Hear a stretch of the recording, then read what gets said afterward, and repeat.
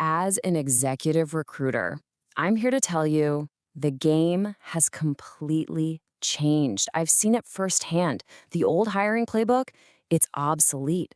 So let's break down the new rules, the new reality of finding top talent in the age of AI. First things first, to really get a grip on where this is all headed, we need to understand the new machine that's being built. Let's take a look at the recruitment process we all thought we knew and see how technology has just completely rebuilt it from the ground up. Okay, so this wheel here, this is the world I grew up in as a recruiter. It was deliberate, a human powered process of identifying, searching, screening, and interviewing. But today, that manual cycle has been totally transformed into this automated, high speed funnel where algorithms are now driving almost every single stage. So, why this huge shift? What's driving all this? Well, it all comes down to the undeniable promise of AI, the potential to solve some of our oldest, most time consuming problems with absolutely incredible efficiency.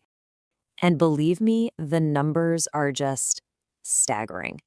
In my own world of executive search, AI has slashed the research and development work by up to 80%. We're seeing time to hire cut by as much as 86% in some areas. And that mountain of resumes, screening time is down by 75%. This isn't just a small tweak, it's a complete revolution in productivity. So, how in the world does it do all this? Well, modern AI is way beyond just scanning for keywords. It's pulling data from everywhere, LinkedIn, GitHub, you name it, to build this incredibly rich profile of a candidate. It actually understands the context of skills and can spot promising career paths that even a seasoned recruiter like me might miss. It's even using predictive analytics to try and forecast who's going to be successful. And that really gets us to the heart of it, doesn't it?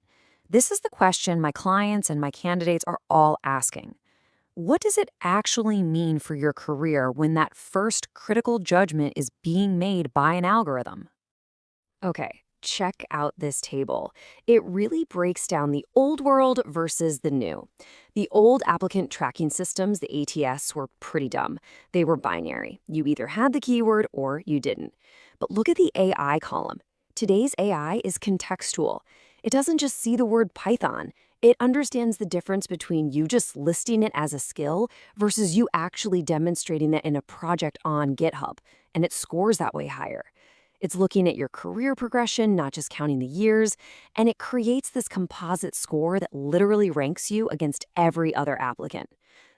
But here's the thing, and this is a big one. We've hit this paradox with AI in hiring. The very same tools that promise to make everything faster and more objective can actually introduce brand new risks and amplify them at a massive scale. On the one hand, AI can be a huge force for good. I mean, by anonymizing applications, some studies show it boosts callbacks for women by 15% and for people of color by 17%. That's amazing. But here's the flip side.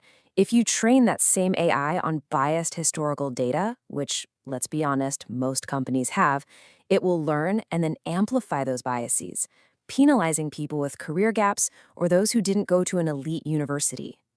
And this leads to something that's, honestly, it's kind of wild. I see it every single day. We're in a new arms race where my client's AI is basically interviewing the candidate's AI. On one side, you've got the employers with their heavy artillery, tools like Seekout that build these incredibly detailed profiles from public data. But candidates, they're fighting back with their own AI arsenal. Tools like SkillSyncer and ChatGPT can create a perfectly tailored, keyword-stuffed application in seconds.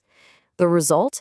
It's getting so much harder to tell who's genuinely skilled versus who's just really good at using AI. And it gets even crazier. We're not just talking about embellished resumes anymore. We're talking about straight-up fraud. Deep fakes. Yeah. Candidates using AI to impersonate someone else in a live video interview. It sounds like something out of a movie, but it is a real, growing threat that has already hit hundreds of companies in the US. So, if you're a candidate out there, especially at the executive level, How on earth do you navigate all this? Because the old playbook is useless. You need a new one right now. All right, first things first, you have to fight fire with fire. I tell all my candidates to use AI to their own advantage. Don't let an algorithm knock you out because of a career gap. Use a tool to find those gaps and then proactively reframe them. The AI can help you find the right language to turn a sabbatical or freelance gig into a compelling story about growth and skill building before a recruiter ever sees it. Next up, and this is non negotiable, your digital footprint is your new first impression. Get this, over 40% of employers will not even bother to interview someone they can't find online. This completely changes the old vetting process. You have to be curating your online presence because I guarantee you both AI and human recruiters are looking. And hey, if there's something negative out there, don't run from it, own it. And here's a big one. What it means to be a qualified leader has fundamentally changed. It's not just about your past job titles anymore. Companies now expect their executives to have AI literacy, to be able to lead teams that are using these tools. They expect data fluency and a real grasp of systems thinking. These are the new must-haves. Okay, so let's flip the script and talk about my side of the desk. Because for recruiters and HR folks, our jobs are also going through a massive shift. We are not being replaced, but our roles are absolutely being redefined. This slide right here, it just nails the transition. In the past, we were the sourcers, the networkers, manually digging for talent. Now, our job is to be curators of the lists that AI generates. We have to be validators who can check the machine's work. And we have to be technologists who know how to deploy these tools strategically. So, for companies, what separates the winners from the losers? It's not who has the most AI, it's who has the best governance. You have to audit your tools, you have to demand that your vendors can explain how their algorithms work, and you always have to keep a human in the loop for that final decision. And be transparent with candidates.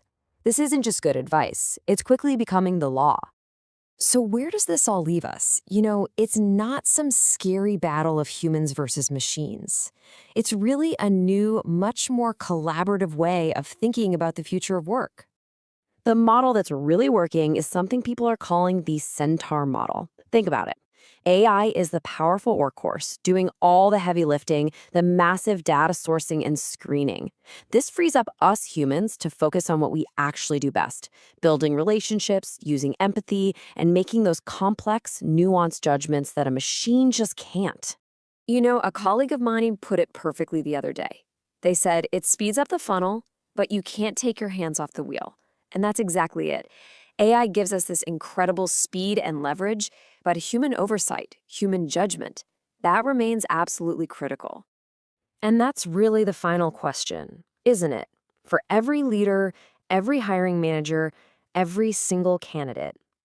In this new world of hiring, are you actively steering the technology and shaping your own path? Or are you just along for the ride?